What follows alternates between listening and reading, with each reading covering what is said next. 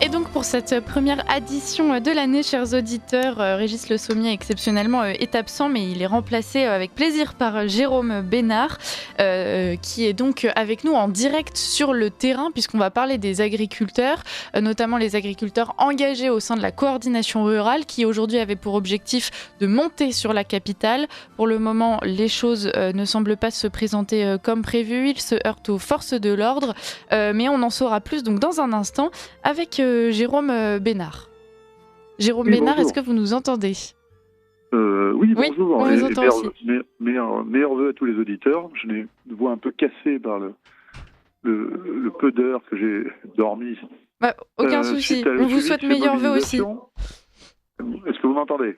Oui, on vous entend. On vous souhaite Voilà. de meilleurs vœux. Écoutez, je suis pas loin de la radio puisque je suis tout simplement dans un café de la place du Trocadéro avec des militants de la coordination rurale des Ardennes et de l'Aisne qui ont eu la mauvaise surprise ce matin de se faire arrêter, il ne faisait même pas encore jour, juste sur leur faciès, c'est-à-dire que des forces de l'ordre les ont interpellés lorsqu'ils arrivaient place du Trocadéro en disant « Vous êtes des agriculteurs, si vous ne circulez pas immédiatement, vous aurez 135 € d'amende, toute manifestation est interdite à Paris ». Oui, donc en fait, il n'y a même pas eu le temps pour l'instant d'avoir un vrai Alors, rassemblement. Sur le Trocadéro, non. Pour l'instant, visiblement, les équipes de la coordination rurale sont répandues un peu dans Paris. Une équipe du Gers se promène notamment avec une chèvre. Voilà, donc il y a en tout cas de la bonne humeur malgré les tentatives répétées d'arrestation et voilà. C'est un peu plus tendu et plus compliqué en Île-de-France puisque le principal centre où s'étaient concentrés les tracteurs et les divers convois venus des régions à Orvault, donc dans le sud de l'Essonne, dans une ferme d'un adhérent de la coordination rurale. Depuis hier soir, cette ferme est encadrée, entourée, barricadée par les forces de l'ordre qui empêchent donc les agriculteurs de sortir du village d'Orvault. Voilà, alors donc un nombre de militants, d'élus politiques ont pu aller quand même leur rendre visite et témoigner de leur solidarité, mais pour l'instant, un bon nombre de tracteurs qui comptaient entrer dans Paris sont coincés à Orvault. D'autres convois sont coincés dans les Yvelines, après avoir quand même eu le temps de déverser leurs bennes devant des centrales d'achat de produits à bas prix, pour protester contre la politique des prix des grandes centrales d'achat européennes. Et d'autres convois sont à l'œuvre sur la route nationale 4, et je crois que visiblement, dans l'Eure, donc département limitrophe de l'Île-de-France, les militants seraient en train de bloquer la 13. Voilà, oui, donc une mobilisation sur l'ensemble du territoire, mais une répression pour l'instant de la part des forces de l'ordre qui est à la hauteur du mouvement. Vous êtes avec ces agriculteurs, justement. Quelles sont les réactions face à cette répression, Jérôme Bénard ? Alors, la première réaction, c'est le calme. Je vais vous passer dans quelques instants un élu de la Chambre d'agriculture de l'Aisne, Paul Mougenot, qui est à mes côtés, qui va pouvoir vous témoigner, parce que lui-même a été interpellé brièvement par les forces de l'ordre ce matin. Hier, le secrétaire général de la coordination rurale, Christian Convert, a été lui-même arrêté dans le 17e arrondissement. Je n'ai pas beaucoup de souvenirs de secrétaires généraux de la CGT ou de la CFDT arrêtés par les forces de l'ordre, voire même, bien entendu, de la FNSEA. Donc, il y a une répression assez inédite contre ces syndicalistes. Et ce que je vous propose, d'ailleurs, c'est de vous passer tout de suite Paul Mougenot.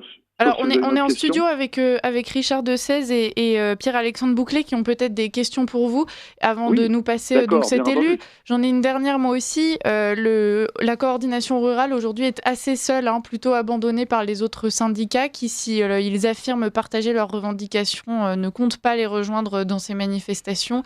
Même question, quelle est la réaction face à ces annonces des autres syndicats de la part des agriculteurs? C'était attendu, puisqu'en fait, pour comprendre le paysage syndical français, il est donc fractionné en trois. La FNSEA et ses alliés des jeunes agriculteurs, qui, eux,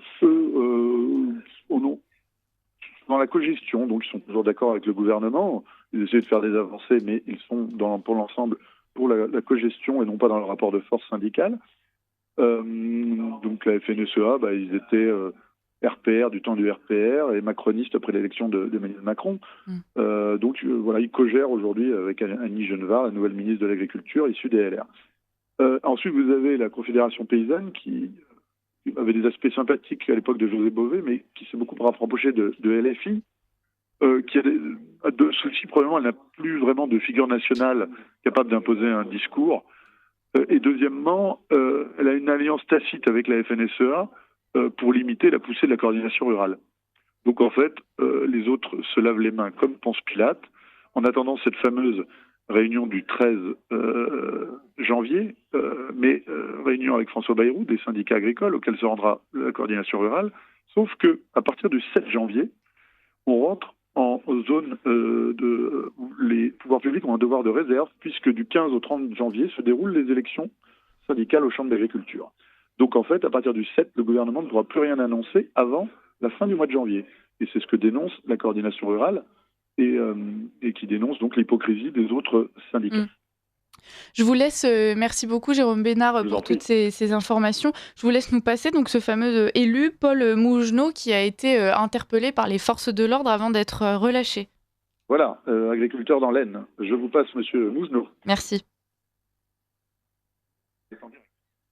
Oui, Paul Mougenot. Bonjour monsieur Mougenot, merci d'être avec nous. Vous nous entendez ? Oui, si vous pouviez parler plus fort dans les petits trous. On va faire ça. Merci d'être avec nous ce matin. Est-ce que vous pourriez commencer par nous expliquer ce qu'il s'est passé ? Pourquoi est-ce que vous avez été interpellé ? Vous savez, être agriculteur en 2024, c'est une famille qui travaille du matin au soir et du soir au matin. L'éleveur qui aime ses bêtes, le céréalier qui voit sa moisson détruite par les intempéries. Et c'est pour ça, c'est pour défendre notre métier, parce qu'on est les oubliés de la République, qu'on est à Paris aujourd'hui. On est arrivé à Paris à 7h30, on marchait dans la rue tout simplement, et la police est arrivée vers nous, et je vous avoue que c'est vraiment un délit de faciès. On nous a dit, vous êtes agriculteur, contrôle d'identité. Alors justement, vous, comment vous vivez cette... Vous avez un pied dans les deux camps, si je puis dire. Vous êtes agriculteur et en même temps, vous êtes élu de la République qui en l'occurrence vous envoie comme comité d'accueil ces forces de l'ordre. Comment est-ce que vous vivez ça, vous, Paul Mougenot ? Je vous avoue que, comme beaucoup d'agriculteurs, je ne suis pas un élu de la République, je suis un élu local. Je suis élu à la Chambre d'agriculture de l'Aisne et des Hauts-de-France. Et tout le monde constate ce matin que le simple fait d'être agriculteur aujourd'hui conduit ou peut conduire en garde à vue. Aujourd'hui, on s'est fait arrêter ce matin vraiment sur un délit de faciès. Et hier soir, c'était notre secrétaire général, Christian Converse, qui a été arrêté simplement parce qu'il portait un bonnet jaune dans la rue. Et en fait, qui peut imaginer aujourd'hui le secrétaire ou la secrétaire générale de la CGT se faire arrêter simplement comme ça dans la rue en France en 2025. Je veux dire, c'est inimaginable, c'est inacceptable. Ça pourrait être amusant d'inviter les Français à sortir avec un bonnet jaune dans les jours à venir pour semer le trouble. Je vous avoue que dit ce matin, on aurait pu prendre des cartons de bonnets jaunes pour les distribuer dans les sorties de métro de Paris. Je vous avoue que c'est inimaginable d'être arrêté vraiment sur un délit de faciès. Et en plus, nous n'avions pas de bonnet jaune. Ouais. C'est simplement à notre coupe rose de gens qui travaillent dans le froid toute la journée. Je veux dire, c'est quand même insupportable d'imaginer qu'on puisse arrêter comme ça en France en nous disant vous êtes agriculteur, contrôle d'identité. Pierre-Alexandre Bouclé et Richard de 16 sont avec moi en studio. Je leur laisse la parole pour vous interroger. Bonjour monsieur, j'avais simplement une question. Quel est le motif prétexté par les policiers pour faire ces contrôles ? Est-ce qu'il y a une raison et qu'est-ce qui se passe motif. après le contrôle? Qu'est-ce qui se passe? J'ai été stoppé dans la rue, on m'a dit contrôle d'identité, monsieur. Je leur ai expliqué que je veux dire, on est légaliste, la police nous arrête, on donne nos papiers. Je vous avoue que ça ne dure pas 30 secondes, ils ont mis beaucoup de temps et ils nous ont dit écoutez, vous n'avez pas le droit de vous rassembler à plus d'une personne. Je veux dire, c'est bien gentil, mais j'ai le droit de marcher avec un ami pour aller prendre un café. Et effectivement, nous n'avions pas de bonnet jaune, rien de distinctif pour la coordination orale. Et ensuite, qu'est-ce qui se passe? Alors, ils vous laissent repartir? Comment ça... Ils m'ont dit très gentiment que si ils me revoyaient traîner, c'était 135 € d'amende, et si je continuais à rester autour du Trocadéro, j'étais embarqué. D'accord. Et ils font ça avec tout le monde ou c'est au coup par coup Coup prose par coup prose? Non, mais si vous voulez, moi je prends un café juste en face du Trocadéro, la police tourne, arrête les gens qui, comme moi, ont une allure moins citadine. Ouais. Voilà. Est-ce que vous pensez que si jamais vous n'étiez pas élu de la Chambre, justement, vous auriez pu avoir encore plus d'ennuis? Est-ce que ça a eu l'air de gêner les forces de l'ordre? Non, mais je vous avoue que quand la police m'arrête, je n'explique pas que je suis élu à la Chambre d'agriculture de l'Aisne. Non, je pense que je suis un citoyen comme tout le monde et que ce matin, j'ai été arrêté sur le simple motif que ma tête ne revenait pas à la police en tant qu'agriculteur. Est-ce que vous voudriez en profiter pour rappeler aussi vos revendications? Parce qu'il y a des Français qui s'étonnent et qui disent c'est surprenant pour les agriculteurs. On a quand même l'impression qu'il y a une certaine mobilisation politique, il y a des discours qui sont prononcés, il y a des prises de parole qui sont annoncées. Pourquoi est-ce que ça ne vous satisfait pas? Mais vous savez, on ne vit pas de notre métier. On est les oubliés de la République. Vous avez des gens qui font fortune avec le Bitcoin en tapant des chiffres sur leur ordinateur, ce qui n'a aucun sens et qui ne fait du bien à personne. Et nous, on ne vit pas de notre métier alors qu'on travaille 365 jours par an. Il faut que les gens qui sauvent des vies dans notre pays, qui enseignent les mathématiques à nos enfants, ceux qui remplissent les assiettes de nos enfants à la cantine, soient beaucoup mieux considérés et mieux payés. Je veux dire, il y a quand même une perte de sens dans notre pays. Aujourd'hui, on est là pour sensibiliser les Français à nos difficultés, sensibiliser les décideurs politiques. On n'est pas là pour casser. Il y a des métiers comme le mien qui sont essentiels au pays et qui sont aujourd'hui les oubliés de la République. Moi, je pense aux infirmières, je pense aux enseignants. Vous savez, en France, en 2025, vous avez un agriculteur qui se suicide tous les 2 jours. Donc pour nous, c'est la mobilisation ou la corde. Moi, j'ai 36 ans, j'aime ma femme, j'aime mes enfants, je tiens mon pays, je tiens mon salarié. Pour moi, c'est la manif aujourd'hui. Je veux pas la corde. J'aime mon métier, mais ça devient dur. Et quand le gouvernement dit que l'agriculture et la vie des agriculteurs est une des priorités nationales, vous y croyez ou c'est pas suivi des faits? Non, mais je veux dire, on n'a pas eu de loi d'orientation budgétaire à cause de la dissolution. L'agriculture, on l'a compris, n'est plus une priorité nationale. Donc demain, nous n'aurons plus de souveraineté alimentaire. Ces gens-là tiennent pas leurs promesses. La politique, c'est agir. Il faut du courage. C'est une question de valeur. On ne demande pas grand-chose, vous savez. Quand mon fils qui vient de naître aura 18 ans, je lui dirai quoi? Je lui dirai tiens, reprends la ferme, tu perdras de l'argent, tu vas t'endetter. Voilà, c'est...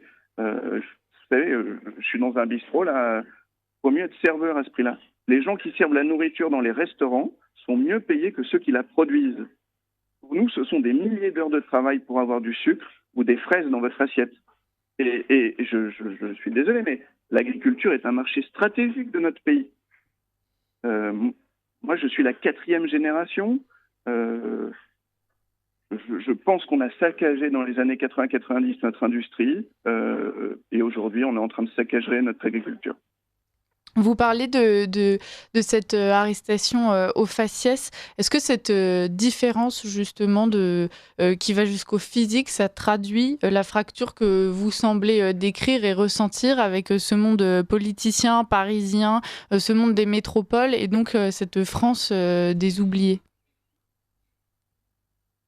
Oui, enfin, il y a quand même une vraie fracture dans notre pays. Vous savez, la police, là, il y a des chars d'assaut, on appelle ça des centaures, pour bloquer des tracteurs à l'entrée de Paris. Moi, j'ai été cambriolé 4 fois en 3 ans. Je vois plus souvent l'OFB qui vient surveiller l'exploitation que la gendarmerie qui vient protéger ma ferme. La peur du recommandé, c'est ça l'agriculture aujourd'hui. Vous avez des petits hommes gris à Bercy qui vont vous demander de fournir sous 3 semaines vos diplômes et vos déclarations agricoles. Je veux dire, les agriculteurs sont passés de 1,2 million exploitants en 1980 à 400 000 en 2024. 400 000 exploitations familiales. Et sur la même période, le nombre de fonctionnaires du ministère de l'Agriculture est passé de 18 000 à 36 000. Il y a quand même un problème dans notre pays. Est-ce qu'en studio, vous avez des questions ? Non, on est juste effaré parce que le constat que vous tirez est tiré depuis des années en fait à un moment donné, les gouvernements successifs ont prétendu mettre en avant la ferme France et lancer l'agriculture française dans des filières d'excellence qui étaient censées être beaucoup plus rentables. Et est-ce que vous avez pu expérimenter ça dans les propres productions que vous avez vous-même ? Oui, alors filière d'excellence, je pense qu'on produit ce qu'il y a de mieux en France. Je vous dis les choses. Si on arrête tous, vous aurez du sucre brésilien dans le café, qui sera infâme et vous aurez des cancers à 40 ans. La santé, c'est l'une des dépenses sociales les plus importantes de l'État. Que les problèmes de santé qui découlent d'une mauvaise alimentation, d'une mauvaise hygiène de vie, c'est la malbouffe qu'on va servir à nos enfants dans les cantines. Enfin, s'il n'y a plus d'agriculteurs, il n'y a plus d'hygiène de vie. Ça va être l'obésité qui explose, c'est le diabète qui explose.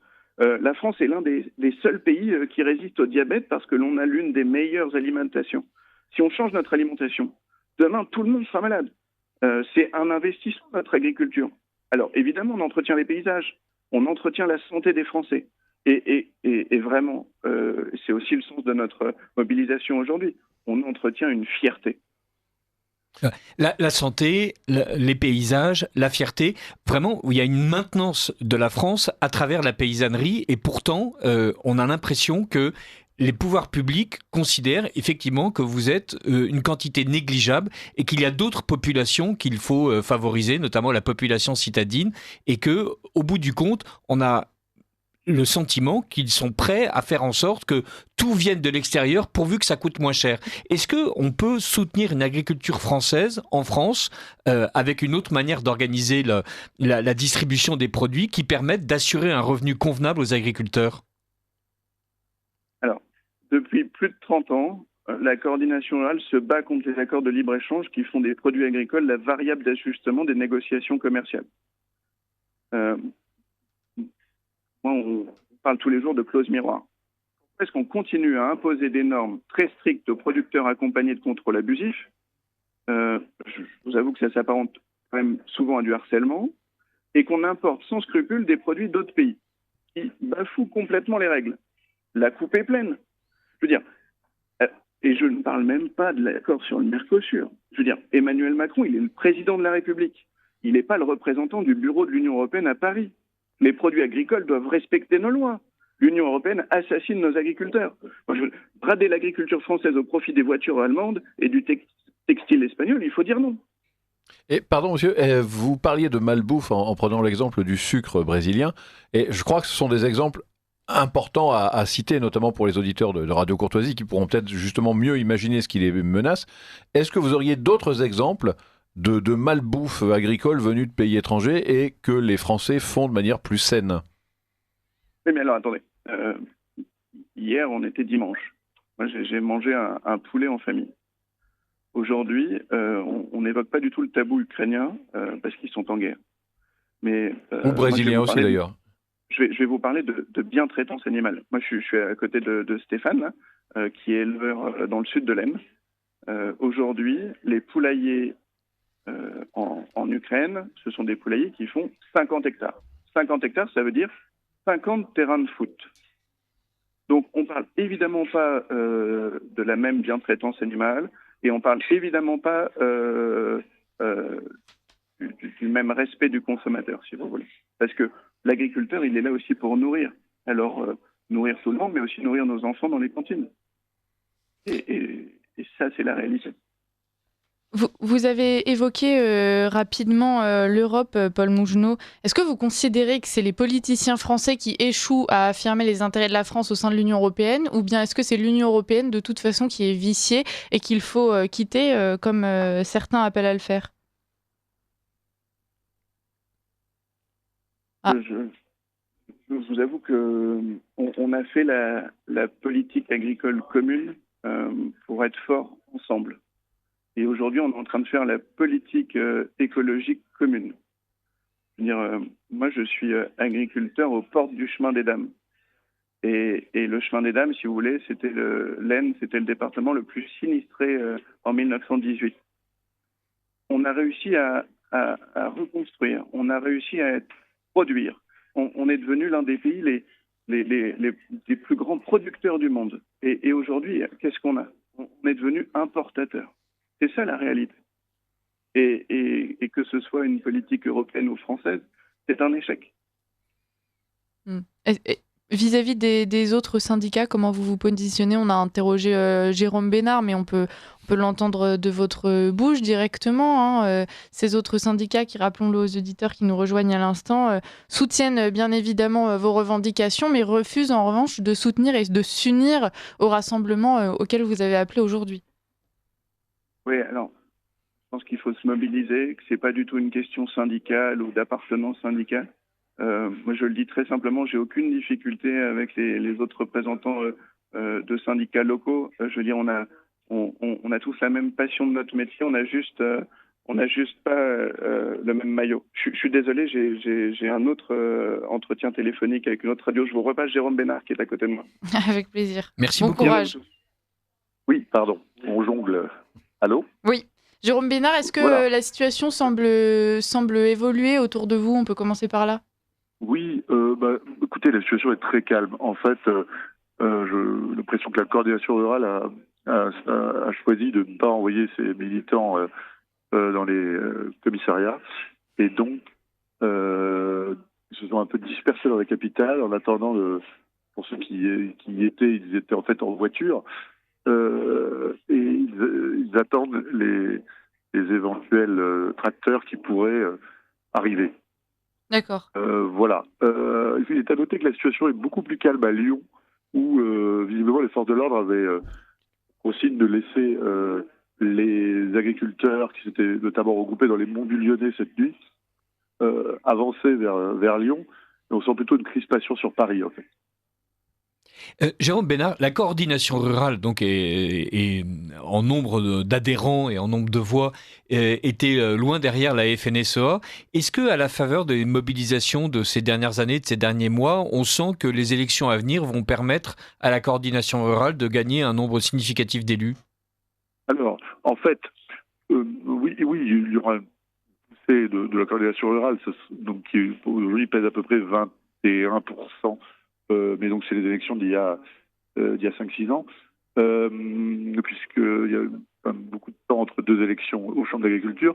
Ce qui a changé dans les mentalités, c'est que les jeunes agriculteurs, qui étaient jusque-là des alliés indéfectibles de la FNSEA, parce qu'ils voient leurs conditions de travail se dégrader et qu'en moyenne ils ont 28-30 ans, je crois que la moyenne d'âge de reprise d'une ferme c'est plutôt 28 ans, ils ne sont plus d'accord avec les mots d'ordre nationaux des jeunes agriculteurs, qui est un syndicat très inclusif au sens où il y a toute une vie locale qui est importante aussi pour les agriculteurs qui sont souvent isolés, parce que même dans la ruralité, les agriculteurs ne pèsent plus que dans toute pour ce qui est du travailleur français 1%, là où ils étaient 36% en 1946.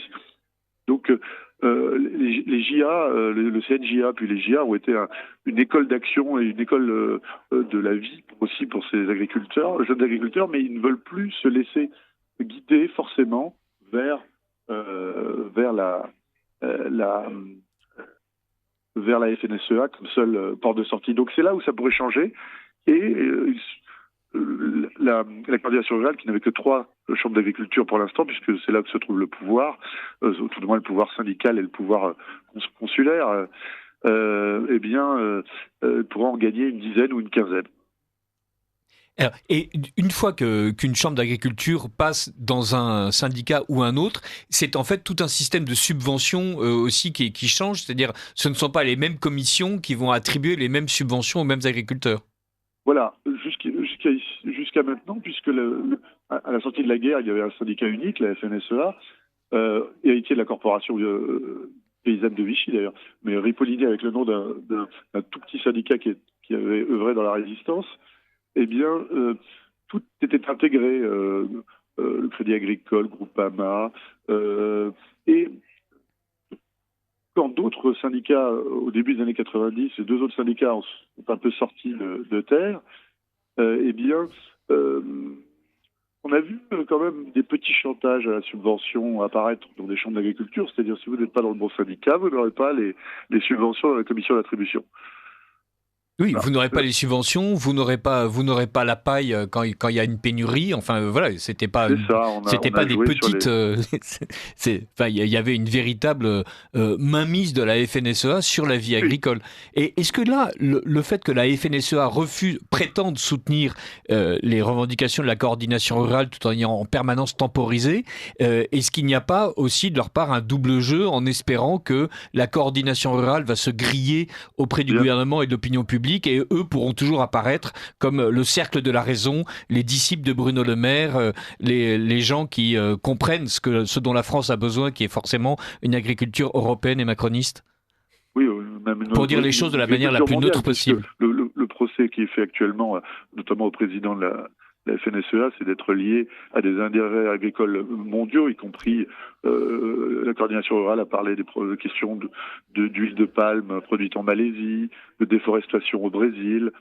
Donc, il y a une agriculture mondialisée qui est le produit à la fois financier. Le Crédit Agricole est quand même une des plus grosses banques européennes, et le produit d'une ambition d'une petite élite agricole qui aujourd'hui a des intérêts dans le monde entier et plus seulement en France. Et comment expliquer, Jérôme Bénard, le fait qu'on permette justement à l'agriculture mondiale, en gros, de nous exporter ces produits souvent un peu frelatés, et qu'on oblige nos agriculteurs français à des normes incroyablement drastiques? Il y a quand même une contradiction terrible là-dedans. Si on voulait tuer nos agriculteurs, on ne ferait pas autrement. Ah oui, mais il y a une double pression, il y a une triple pression d'ailleurs. Vous avez la pression, bien entendu, des lobbies écologiques. Vous avez la pression des écologiques militants de gauche qui vivent aussi de subventions pour demander qu'on mette des entraves à l'agriculture. Vous avez la pression des marchés financiers qui aimeraient bien financiariser les bonnes terres françaises. En fait, aujourd'hui, il est interdit, globalement interdit, en fait, de faire basculer des terres dans des sociétés financières. Elles doivent être revendues en cas de cession d'activité à d'autres agriculteurs via les SAFER. Mais certains aimeraient bien mettre fin à cela. Pour que, par exemple, les Chinois puissent acheter les bonnes terres de la Beauce. Je caricature à peine. Et dernière pression, celle des grandes surfaces. Et on peut dire que les ministres de l'agriculture successifs n'ont jamais fermé leur oreille aux revendications d'un système de distribution français qui, depuis les années 60, a été orienté sur les grandes surfaces au détriment des petits systèmes de distribution, des épiceries, mais aussi au détriment, via les centrales d'achat, des producteurs locaux. D'après un sondage qui date du 13 novembre 2024, mais puisque cette crise commence à durer, on a 82% des Français interrogés qui affichent de la sympathie, voire du soutien vis-à-vis de la mobilisation des agriculteurs. Est-ce que c'est quelque chose qui est palpable, là, en tout cas sur Paris, Jérôme Bénard? Est-ce que plus généralement, d'ailleurs, c'est quelque chose que vous notez? Alors en fait, effectivement, l'agriculture, puisque comme je vous le disais, 36% des Français travaillaient dans l'agriculture en 1946 contre seulement 5,5% des Britanniques, par exemple. Donc là où il y a une culture ouvrière en Grande-Bretagne, beaucoup plus forte, nous avons un imaginaire qui a été décrit par Marc Bloch, qui a été décrit par Philippe Ariès, qui a été un imaginaire paysan, par aussi le roi Ladurie. Donc, dans le très fond des Français, il y a toujours une petite ferme qui sommeille. Et effectivement, cette sympathie est palpable, au moins dans les enquêtes d'opinion. On va finir sur ces mots, sur le terrain, surtout Bénard. à Paris. Oui, je suis désolée, malheureusement, l'entretien arrive à sa fin. Mais ce qu'on comprend, c'est que en grande majorité, effectivement, les Français soutiennent et que ça fait partie de cette identité, de ce sentiment national de soutenir notre paysannerie. Merci beaucoup d'avoir été avec nous ce matin. On vous laissera remercier également Paul Mougenot. Et puis voilà, à très bientôt, Jérôme Bénard, et bon courage.